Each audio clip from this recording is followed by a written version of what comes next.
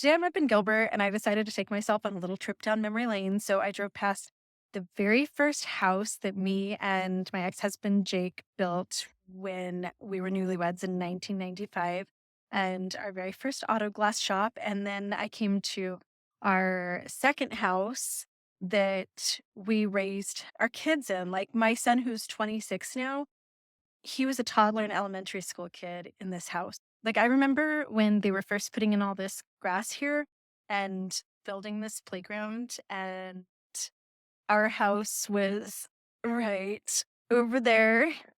And when my kids were just little bitty, we would come and play at this park almost every day in the afternoon. And these trees were like these little teeny saplings on a stick. And I remember sitting there with my feet in the sand, reading my book while the kids went down the slides and stuff, and thinking, someday these are going to be big trees. And they are. And it's crazy. And life goes by so fast. And it's really like beautiful to sit and have all of these memories of being a young mom and stuff. But at the same time, it's so hard and so painful because my life was extremely challenging. And like sitting here in my old cul-de-sac triggers so many memories. And I can remember a lot of happy times, birthday parties with my grandparents and having our whole family out here for picnics on Saturdays. But I also have flashbacks of being a young 20 something and 30 something year old mom to what would become a family of 5 kids and dealing every single day with anxiety and depression and sometimes like just not even knowing how to get out of bed in the morning. And at the time when I was that young 20, 30 something year old mom, I often beat myself up over feeling like that because I would think there's no reason for this. I have beautiful children. I'm blessed with the incredible gift of being able to be a mom at all. I have a husband who's hardworking and he's there for me. If you guys know Jake, like Jake was so problematic, but he was there. I had a husband and we had more money than we knew what to do with and a beautiful home. And we got to vacation and I had this huge bit of extended family and I was healthy and I lived in such a beautiful area. And on paper, it's like my life looks so good. And I never understood why I was so just absolutely miserable. Like I couldn't figure it out. I have diaries full of just me asking, I don't understand why I hate my life so much.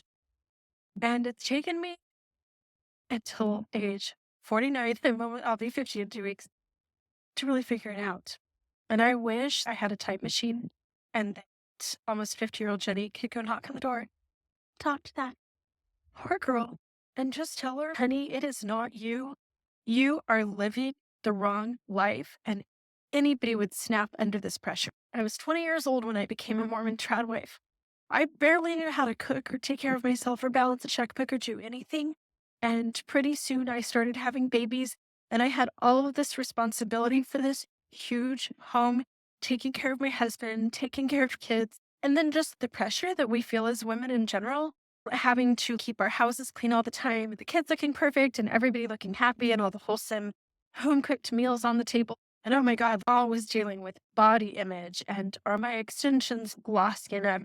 Are my false eyelashes fluttery enough? And just that whole, I have to pop out a baby and somehow figure out how to drop all the weight and squeeze myself back into my little skinny Lululemons. All the while feeling like all the things that I was doing were not filling me up, keeping myself stick skinny and cute and taking care of all of the kids in the house and being the wife and all that stuff. It didn't fill me up. It actually punctured holes in my bucket and all of the water was like about to run out. And then here we go right back again to wondering why. What was wrong with me?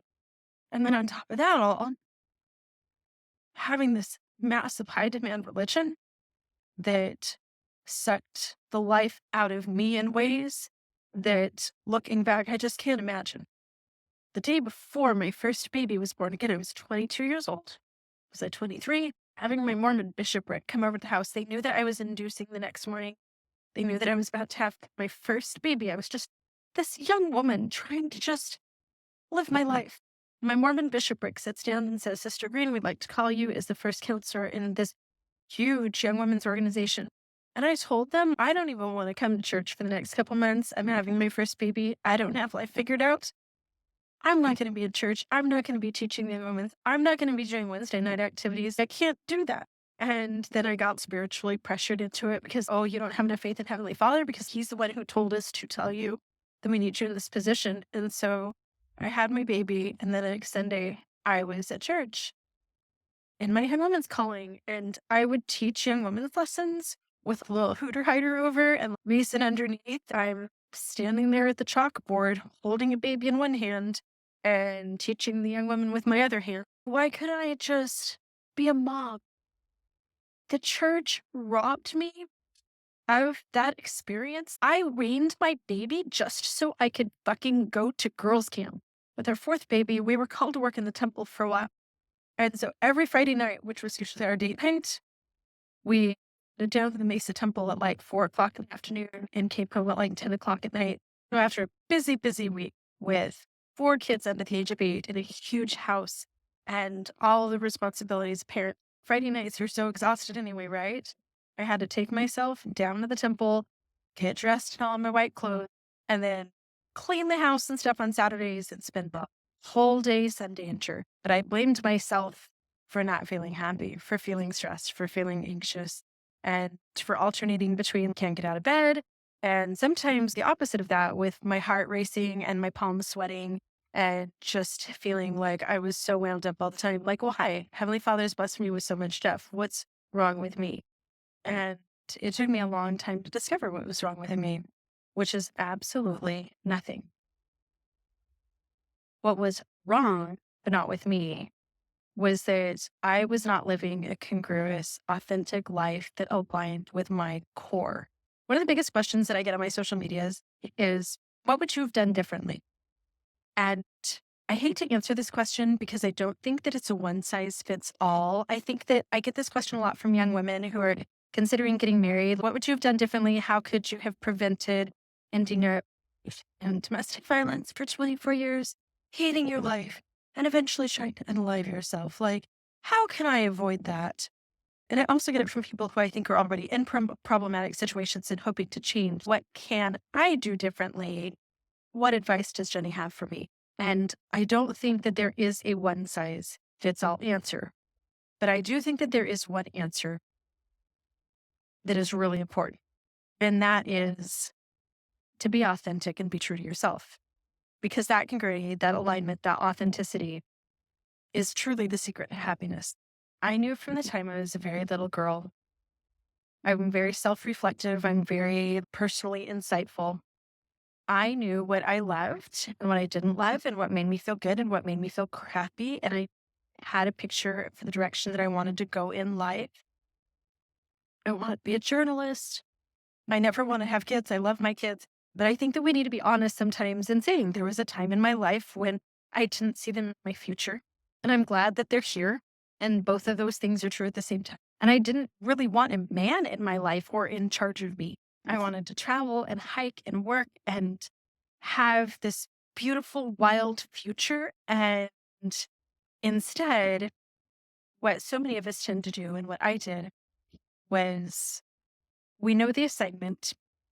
And so we live out the life that somebody else, our family, our culture, our church, our whatever, tells us that we have to live out. And that's what happened to me. And that is why the girl that lived in this house over here would stand in the kitchen at dinner time, slicing the homemade bread with 5 kids running around, just shaking and thinking, I can't wait until bedtime so I can just turn my brain off and numb out on my life. This life might have been somebody's dream. And it might have worked for somebody else, but it didn't work for me. And I was only living it because I felt like I had to. So fast forward to today, 5.5 years ago, I got the Mormon church the hell out of my life. And then the husband abandoned me and I got him the hell out of my life. And every toxic friend, every activity that I didn't want to do, they're gone. I just really wish that I could let that girl see the happiness that she would feel in July of 2024 after she had worked hard to build her life brick by brick in total alignment and congruity with her own self. That is the secret to happiness, guys.